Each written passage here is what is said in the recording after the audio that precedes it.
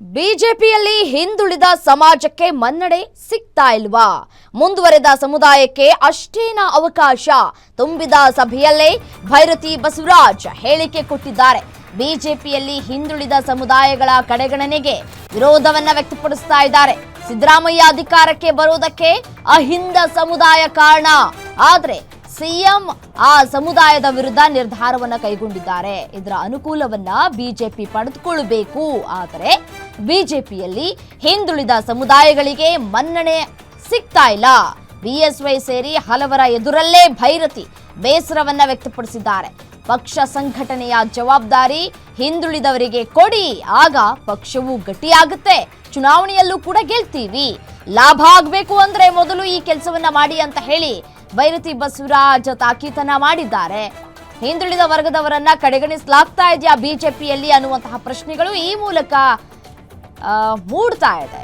ಭೈರತಿಯವರು ಕೂಡ ಅದಕ್ಕೆ ಪುಷ್ಟಿ ಸಿಗುವಂತಹ ಮಾತುಗಳನ್ನ ಕೂಡ ಆಡ್ತಾ ಇದ್ದಾರೆ. ಹಿಂದುಳಿದ ವರ್ಗದವರನ್ನ ಒಂದು ಕಡೆ ಸಿಎಂ ಸಿದ್ದರಾಮಯ್ಯನವರು ಕಡೆಗಣಿಸ್ತಾ ಇದ್ದಾರೆ. ಸೊ ಹಾಗಾಗಿ ಅದನ್ನ ಎನ್ಕ್ಯಾಶ್ ಮಾಡ್ಕೊಳ್ಬಹುದಲ್ವಾ ಬಿಜೆಪಿ? ಬಟ್ ಆದ್ರೆ ಅದಕ್ಕೆ ಮುಂದಾಗ್ತಾ ಇಲ್ಲ ಬಿಜೆಪಿ. ಯಾಕೆ ಮಣೆ ಹಾಕ್ತಾ ಇಲ್ಲ ಅನ್ನುವಂತಹ ಪ್ರಶ್ನೆಯನ್ನ ಕೂಡ ಮಾಡ್ತಾ ಇದ್ದಾರೆ. ಹಾಗಿದ್ರೆ ಏನ್ ಹೇಳಿದ್ರು ನಿನ್ನೆ ನಡೆದಂತಹ ಸಭೆಯಲ್ಲಿ ಭೈರತಿಯವರು? ಒಮ್ಮೆ ನೋಡ್ತಾ ಹೋಗೋಣ ಬನ್ನಿ. ಅನ್ನೋದು ಯಾಕೆ ಜಾತಿ ಗಣತಿಯನ್ನು ಮಾಡಿ ಸುಮಾರು 10 ವರ್ಷಗಳ ಕಾಲ ನೀವು ಅದನ್ನ ತಡೆ ಹಿಡಿದ್ರಿ? ನಿಮ್ಮ ಅಧಿಕಾರಕ್ಕೋಸ್ಕರ ತಡೆ ಹಿಡಿದ್ರ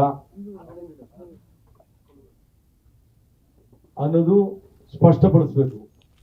ಮತ್ತೆ ಕಾಂಗ್ರೆಸ್ ಹೈಕಮಾಂಡ್ ಏನ್ ನಿಮ್ಗೆ ನಿರ್ದೇಶನ ನೀಡಿದ ಕೂಡಲೇ ಯಾಕೆ ನೀವು ಯಾಕೆ ಜಾತಿ ಗಣತಿಯನ್ನು ಮಾಡಿ ಸುಮಾರು 10 ವರ್ಷಗಳ ಕಾಲ ನೀವು ಅದನ್ನ ತಡೆ ಹಿಡಿದ್ರಿ? ನಿಮ್ಮ ಅಧಿಕಾರಕ್ಕೋಸ್ಕರ ತಡೆ ಹಿಡಿದ್ರ ಅನ್ನೋದು ಸ್ಪಷ್ಟಪಡಿಸ್ಬೇಕು.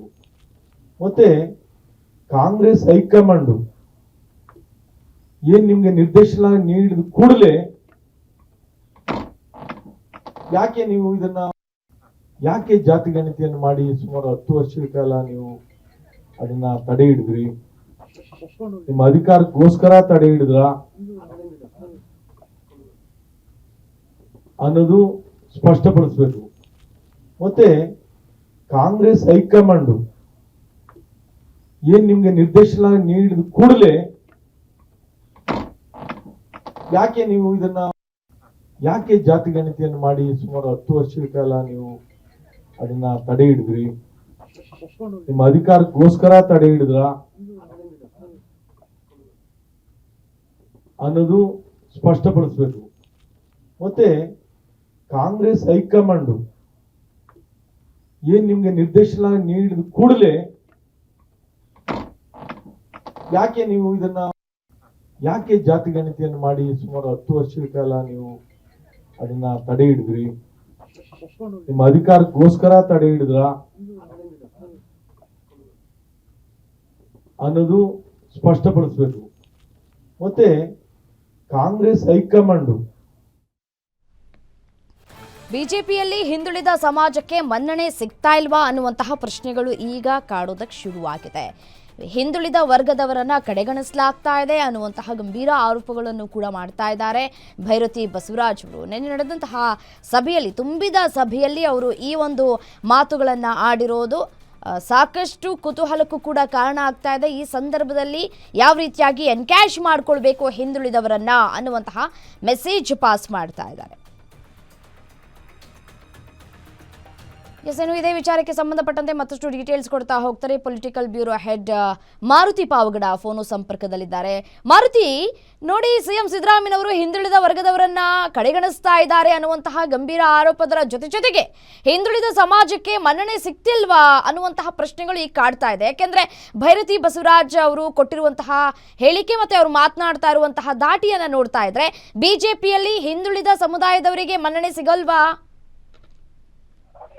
ರಮ್ಯಾ, ನಿನ್ನೆ ಮಾಜಿ ಮುಖ್ಯಮಂತ್ರಿ ಯಡಿಯೂರಪ್ಪ ಅವರ ಸಮ್ಮುಖದಲ್ಲಿ ನಡೆದಂತಹ ಸಭೆಯಲ್ಲಿ ಹಿಂದುಳಿದ ವರ್ಗಗಳ ಮುಖಂಡರುಗಳು, ಶಾಸಕರು, ಮಾಜಿ ಶಾಸಕರ ಸಭೆಯಲ್ಲಿ ಈ ವಿಚಾರವನ್ನ ಮಾಜಿ ಶಾಸಕ ಭೈರತಿ ಬಸವರಾಜ್ ಅವರು ವ್ಯಕ್ತಪಡಿಸಿರುವಂತದ್ದು. ಯಡಿಯೂರಪ್ಪ ಅವರಿದ್ದಾಗ ಎಲ್ಲಾ ಸಮುದಾಯಗಳನ್ನು ಕೂಡ ಪರಿಗಣಿಸ್ತಾ ಇದ್ರು. ಹೀಗಾಗಿ 2 ಬಾರಿ ಬಿಜೆಪಿ ಅಧಿಕಾರಕ್ಕೆ ಬರೋದಕ್ಕೆ ಕಾರಣ ಆಯ್ತು.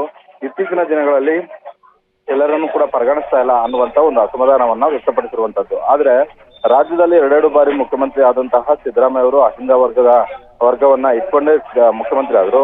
ಕಾಂತರಾಜ್ ಆಯೋಗದ ವರದಿಯನ್ನ ಯಥಾವತ್ತು ಜಾರಿ ಮಾಡ್ತೀವಿ ಅನ್ನುವಂತಹ ಒಂದು ಹೇಳಿಕೆಯನ್ನ ಪದೇ ಪದೇ ಕೊಡ್ತಾನೆ ಬಂದ್ರು.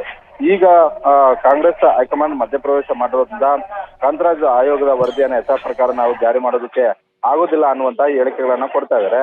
ಹೀಗಾಗಿ ಮರು ಸರ್ವೆಗೆ ಸೂಚನೆಯನ್ನ ಕೊಟ್ಟಿದ್ದಾರೆ. ಇದನ್ನ ಬಿಜೆಪಿ ಅವರು ಎನ್ಕೇಸ್ ಮಾಡ್ಕೊಳ್ಬೇಕು ಅನ್ನುವಂಥದ್ದು ಪ್ರತಿ ವಿಧಾನಸಭಾ ಕ್ಷೇತ್ರದಲ್ಲೂ ಕೂಡ ಅಹಿಂದ ವರ್ಗದ ಮುಖಂಡರುಗಳನ್ನ ಗುರುತಿಸಬೇಕು, ಅವ್ರಿಗೆ ಸಂಘಟನೆಯಲ್ಲಿ ಜವಾಬ್ದಾರಿಯನ್ನು ಕೊಡಬೇಕು. ಆ ಮುಖೇನ ಆ ಸಮುದಾಯಗಳನ್ನ ಬಿಜೆಪಿಯ ಜೊತೆಗೆ ತೆಗೆದುಕೊಂಡು ಹೋಗುವಂತ ಒಂದು ಕೆಲಸ ಮಾಡಿದ್ದೆ. ಆದ್ರೆ ಮುಂದಿನ ದಿನಗಳಲ್ಲಿ ಬಿಜೆಪಿಯ ವೋಟ್ ಬ್ಯಾಂಕ್ ಬೂಸ್ಟ್ ಆಗೋದ್ರಲ್ಲಿ ಯಾವುದೇ ಅನುಮಾನವೂ ಕೂಡ ಇಲ್ಲ. ಆ ನಿಟ್ಟಿನಲ್ಲಿ ನಮ್ಮ ನಾಯಕರುಗಳು ಯೋಚನೆ ಮಾಡಬೇಕು ಅನ್ನುವಂತಹ ಮನವರಿಕೆ ಮಾತುಗಳನ್ನ ನಿನ್ನೆ ತುಂಬಿದ ಸಭೆಯಲ್ಲಿ ಮಾಜಿ ಸಚಿವ ಬೈರತಿ ಬಸವರಾಜ್ ಅವರು ಹೇಳಿರುವಂತದ್ದು. ಹೀಗಾಗಿ ಇದನ್ನ ನಿನ್ನೆ ಸಭೆಯಲ್ಲೇ ಮಾಜಿ ಮುಖ್ಯಮಂತ್ರಿ ಯಡಿಯೂರಪ್ಪ ಸೇರಿದಂತೆ ಹಲವು ನಾಯಕರುಗಳು ಬಹಳಷ್ಟು ಸ್ಪಷ್ಟವಾಗಿ ಹೇಳಿದ್ದಾರೆ. ಮುಂದಿನ ದಿನಗಳಲ್ಲಿ ಆ ಸಮುದಾಯಗಳಿಗೆ ಯಾವ ಅವಕಾಶಗಳು ಸಿಗಬೇಕು ಆ ಅವಕಾಶಗಳನ್ನ ಕೊಡುವಂತ ಒಂದು ಕೆಲಸವನ್ನ ಸೂಚನೆಗಳನ್ನ ಕೊಡ್ತೀವಿ ಅನ್ನುವಂಥದ್ದು. ಹೀಗಾಗಿ ಒಟ್ಟಾರೆ ಇಷ್ಟು ದಿನಗಳ ಕಾಲ ಅಹಿಂದ ವರ್ಗ ಕಾಂಗ್ರೆಸ್ ಜೊತೆ ಇರುತ್ತೆ ಅನ್ನುವಂಥದ್ದು ಏನು ಇತ್ತು ಅದು ಈ ಬಾರಿ ಸಿದ್ದರಾಮಯ್ಯ ಅವರು ಈ ಕಾಂತರಾಜ್ ರಿಪೋರ್ಟ್ ಅನ್ನ ಮರು ಸರ್ವೆಗೆ ಸೂಚನೆ ಕೊಟ್ಟಿರೋದ್ರಿಂದ ಆ ಸಮುದಾಯವೂ ಕೂಡ ಡಿಸ್ಟರ್ಬ್ ಆಗಿದೆ. ಆ ಸಮುದಾಯವನ್ನ ನಮ್ಮತ್ತ ಸೆಳೆಬೇಕು ಅನ್ನುವಂತ ಒಂದು ರೀತಿಯಲ್ಲಿ ಬಿಜೆಪಿ ನಾಯಕರುಗಳು ತಂತ್ರಗಾರಿಕೆಯನ್ನ ಮಾಡ್ತಾ ಇರುವಂತದ್ದು. ರಮ್ಯಾ, ರೈಟ್, ಥ್ಯಾಂಕ್ ಯು ತಮ್ಮೆಲ್ಲ ಮಾಹಿತಿಗಾಗಿ.